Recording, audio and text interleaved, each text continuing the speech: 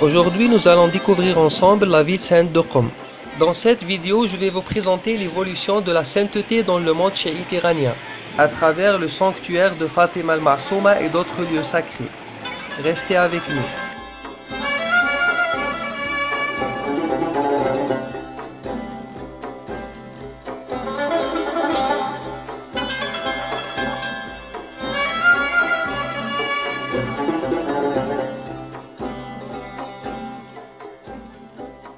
La ville de Qom est une ville sainte, connue par ses 7 portes et son sanctuaire de la petite fille du prophète, la femme infaillible Fatima al-Ma'souma.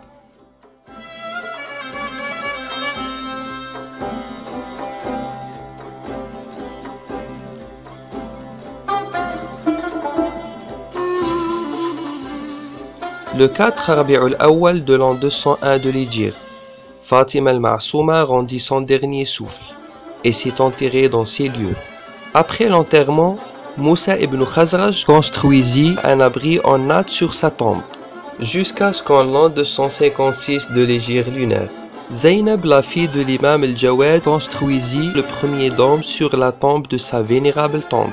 Ainsi, le tombeau de cette vénérable dame de l'islam est devenu le lieu de visite des dévoués et de guérison pour ceux qui aiment les Ahlul Bayt selon la tradition chiite.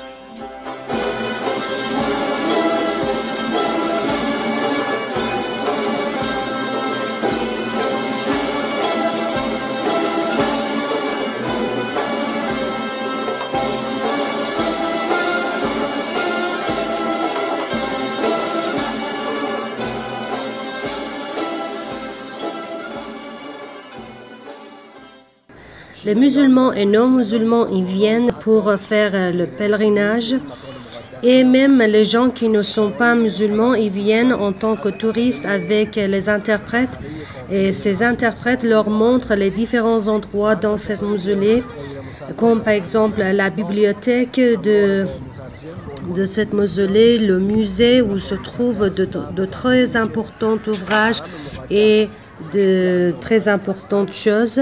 Ici, c'est la mausolée de Fatima al-Ma'souma, qui est la fille du 7e imam des chiites, Moussa ibn Ja'far. Elle est venue ici quand elle avait 18 ans. Elle était venue pour visiter son frère. Ici, à Qom, il y a plusieurs écoles religieuses et les gens y viennent des pays européens, des pays américains, des pays de la Golfe Persique. Cette ville se trouve au centre de l'Iran, très proche à Téhéran avec 1 heure et à Ispahan avec 3h30. Nous, on est là depuis 10 jours à peu près. Donc on a fait pas mal de visites et tous les maqams qu'on a visités, on a senti d'une grande baraka. Alhamdulillah. Donc nous sommes des soufis et les soufis ils ont l'autorisation de visiter tous les maqams, que ce soit soufis ou pas soufis. Alhamdulillah, on respecte toute la famille du prophète sallallahu alayhi wa sallam. On a senti beaucoup de rahma, alhamdulillah, ils sont là avec nous tout le temps, les mashayikh, les awliya salihin, ils sont là. Dans ce lieu saint, on trouve la tombe d'une femme infaillible, appartient au prophète. Cette femme a quitté la ville de son grand-père vers l'année 200 de l'Hégire pour rendre visite à son frère Al-Imam Reza, qui habitait Khorasan, l'actuel Mashhad. En arrivant à Qom, elle est tombée malade et n'est restée que 17 jours dans cette ville, où elle a quitté la vie et a été enterrée. La ziyara est donc une visite pieuse et recherche de la bénédiction dans ce lieu saint, car la sainteté et la sacralité de ces lieux et de ces personnages sont à l'origine de pèlerinage et dévotion. La sainteté de certaines personnes et la sacralité de certains lieux sont des phénomènes quasi universels. On peut les observer à travers les différentes périodes de l'histoire. Et parmi une multitude de peuples et nations, ces réalités sont fortement associées au corpus religieux. L'amitié des amis ou alliés de Dieu, awliyaullah, leur glorification et leur vénération est équivalente à suivre le chemin emprunté par des figures bien guidées.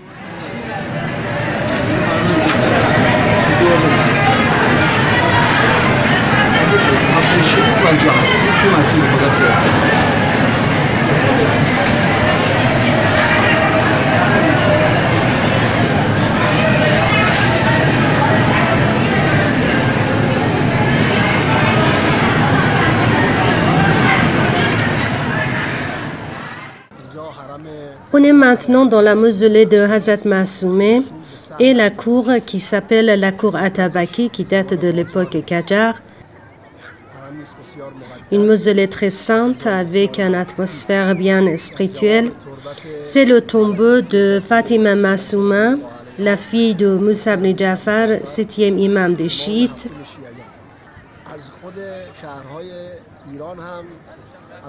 On vient de différentes villes de l'Iran pour faire le pèlerinage et prier, par exemple dans les mois de Muharram, Sha'ban, Ramadan, Rajab. Et aussi, il y a des jours qui sont consacrés à ce pèlerinage. Et même, par exemple, dans toute l'année, tous les mardis soirs, les gens viennent pour faire la prière dans la mosquée de Jamkaran qui se trouve à côté de Qom. Cette mosquée est consacrée à l'imam Mahdi et les gens la visitent avant ou après le pèlerinage à Qom. C'est avec la connaissance de ces saints que l'on peut se mettre sur la voie de la perfection. Le lieu saint est un lieu privilégié par accomplir cette pratique. Et cet espace a un statut spécial auprès de Dieu. Les imams d'Ahlul Bayt l'ont recommandé avec insistance à leurs disciples et adeptes, en raison de ses innombrables mérites. Quiconque visite les tombeaux des saints imams avec beaucoup de faveur et d'enthousiasme et prête attention à leurs objets sera recommandé par les saints imams pour obtenir les bénédictions divines le jour du jugement. Ce sanctuaire de Fatima al-Masouma a une grande importance et chaque musulman et surtout chiite doit le visiter, car cette femme a une bénédiction et les imams respectent sa sainteté. Et quand on demande refuge auprès d'elle, elle nous aide et facilite la vie. C'est ça nous rapproche de Dieu. Selon la version chiite, les saints imams ont vivement recommandé la visite des tombeaux réside dans le fait que cet acte comporte beaucoup d'avantages spirituels et sociaux, comme celui d'Al-Masouma. On rapporte que l'imam Sadr a dit « Une dame du nom de Fatima, de ma famille sera inhumée à Qom. Le paradis devient obligatoire sur celui qui lui rend visite. » Ainsi que l'imam Riza a dit « Celui qui visite Al-Masouma à Qom est semblable à celui qui me visite. » La troisième citation qui évoque l'importance de la visite pieuse de Fatima al-Masouma est le hadith de l'imam al-Jawad qui dit « Celui qui visite ma tante à Qom, le paradis lui sera accordé. » Je viens de la ville irakienne Al-Qadisiyya pour visiter ma grande dame Al-Masouma. Dieu l'a protégée de l'enfer et celui qui la visite se purifie de tous ses péchés et ira au paradis. On est dans un lieu sacré et j'ai déjà visité l'imam Al-Kazim. Je lui ai dit « Oh mon imam, je vais visiter l'imam Reza et votre tante Al-Masouma. » Et j'ai visité l'imam Al-Qasim et je lui ai dit « Je vais rendre visite à Al-Masouma et à votre frère Reza. Paix sur lui. Je le salue et je lui passe vos salutations. Et je remercie Dieu. » On assiste ainsi à une visibilité plus importante des sanctuaires et mausolées liés au tombeau des saints. Ces lieux prennent toute leur sacralité en fonction de l'importance accordée à ces figures saintes. Une importance soulignée et de manière quasi unanime par tous les érudits chiites. Pour le fidèle chiite, il y a deux points importants à considérer en ce qui concerne la visite pieuse ziyara. D'une part, la visite pieuse doit être effectuée honnêtement et avec sincérité. D'autre part, le pèlerin doit reconnaître l'infaillibilité des imams et les considérer comme vivants et non pas morts. Cette visite pieuse est en vérité une preuve de fidélité au prophète. Et quand on vient visiter cette femme, on garde le lien avec lui et sa famille. Cette femme, enterrée à cet endroit, est la fille de l'imam Moussa al-Kazim, fils de l'imam Ja'far al-Sadiq, fils de l'imam Mohammed al-Baqir, fils de l'imam Ali Zayn al-Abidin Ali Sajjad, fils de l'imam al-Hussein, fils de Amir al-Mouminin Ali ibn Abi Talib et Fatima al-Zahra, fille du prophète. Cette ascendance est la noble généalogie de Al al-Bayt, gens de la maison, qui signifie la famille du prophète. Paix et salut sur lui et sa famille. En islam, on distingue deux types de sainteté. La sainteté essentielle ou intrinsèque et la sainteté créée par une cause ou extrinsèque. Tout en sachant qu'il existe un troisième type qui consiste en l'interconnexion de la sainteté essentielle et de la sainteté créée par une cause. Le premier type, sainteté essentielle, parle de cette sainteté qui est liée à ce que l'être est par lui-même, liée au divin, ce qui signifie que tout lieu, personne ou objet est déjà porteur par essence de la providence divine et s'en voit donc déjà béni. Le deuxième type de sainteté est créé par une cause, où le caractère sacré de certaines manières peut être créé par une cause particulière. Et l'on est ainsi lorsqu'on parle de glorifier les lieux de la révélation des prophètes, ou les lieux du martyre des légataires de Dieu sur terre, ou des lieux où le prophète Mohammed et les imams infaillibles ont vécu. Ces lieux sont devenus sacrés par leur présence et des événements vécus. La valeur de ces terres est tellement grande que cela vaut la peine d'y vivre pour les habitants. Je suis venue de Ahvaz. Je suis venue pour faire le pèlerinage de Hazrat Massoum. À mon avis, il faut une grâce de la part de Dieu pour être présent dans ce milieu qui est très spirituel. Je me sens complètement à l'aise et j'espère que tout le monde peut venir ici. Cette visite pieuse est un bienfait d'Allah. Dieu merci.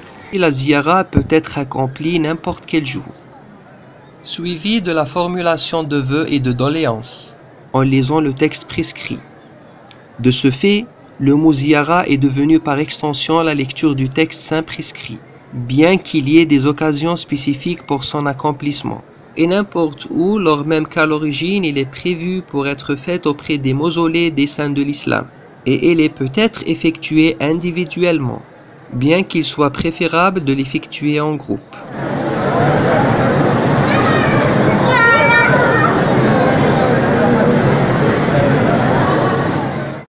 Celui qui veut lui rendre visite, il va à sa tombe. Au niveau de sa tête, face à la Qibla, il dit 34 fois Dieu est grand, 33 fois gloire à Dieu, 33 fois louange à Dieu. Après ces louanges et glorifications, il salue le prophète, doué de fermeté, dit Ulul Azm. Il dit que la paix soit sur Adam, pur élu de Dieu, que la paix soit sur Nuh, prophète de Dieu, que la paix soit sur Ibrahim, ami intime de Dieu, que la paix soit sur Moussa, à qui Dieu a parlé, que la paix soit sur Isa, esprit de Dieu. Ces salutations sont une preuve de croyance en tous les prophètes et un signe de monothéisme. Puis il salue le prophète de l'islam, qui est une autre preuve de croyance, en dénombrant ses qualités et dit « Que la paix soit sur toi, ô messager de Dieu, que la paix soit sur toi, ô la meilleure créature de Dieu, que la paix soit sur toi, ô pur élu de Dieu, que la paix soit sur toi, ô Mohammed, fils d'Abdallah, le dernier des prophètes. » Puis il salue les alliés de Dieu, les descendants du prophète et les imams de Al-Bayt. Paix sur eux. jusqu'à ce qu'il arrive à un autre passage où il présente sa dame. Puis il la salue, en demandant ses bénédictions divines. Le jour du jugement, il dit « Ô Fatima, interviens en ma faveur au paradis, car tu occupes une place importante auprès de Dieu. »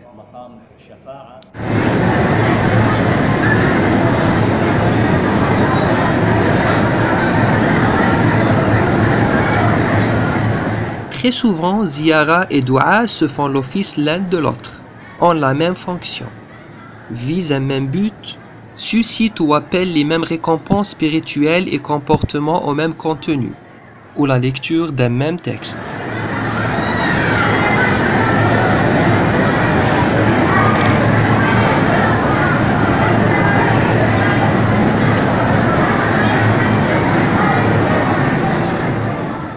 Cette visite pieuse comporte entre autres et essentiellement la lecture de textes prescrits par les imams d'Ahlul Bayt eux-mêmes. Et lorsque les fidèles ne peuvent se rendre au mausolée de ces saints, ils peuvent effectuer la ziyara de loin, à l'endroit où ils se trouvent.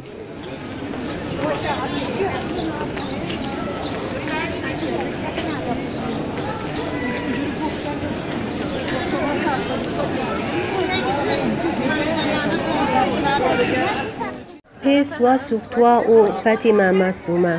Paix soit sur toi, ô la fille de l'ami de Dieu. Paix soit sur toi, ô la sœur de l'ami de Dieu. Paix soit sur toi, ô la tante de l'ami de Dieu. Paix soit sur toi, ô la fille de Moussa ibn Ja'far. La sainteté d'Ahl-Bayt ne se limite pas au sanctuaire de Fatima al-Ma'souma, mais il existe éventuellement un autre lieu saint, celui de l'imam Riza, frère de Fatima al-Ma'souma, le seul imam de Ahl-Bayt enterré en Iran qu'on avait visité, et qui mérite d'être présenté dans un autre cadre de recherche.